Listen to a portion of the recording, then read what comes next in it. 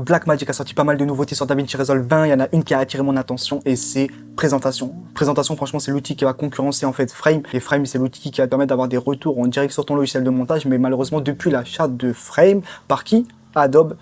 Donc il n'y a même plus possibilité d'avoir l'intégration directement sur DaVinci Resolve. Blackmagic, pour pallier à ce problème-là, a créé présentation. Et donc il n'est pas aussi poussé que Frame, mais pour l'instant ça fait l'affaire. Et peut-être avec le temps aussi ça va être encore plus poussé, il y aura peut-être plus de possibilités. J'ai retenu deux subtilités. Déjà Frame, en gros, c'est dans l'abonnement Creative Cloud, donc au final tu payes pas, mais tu n'as que la visualisation en 1080p.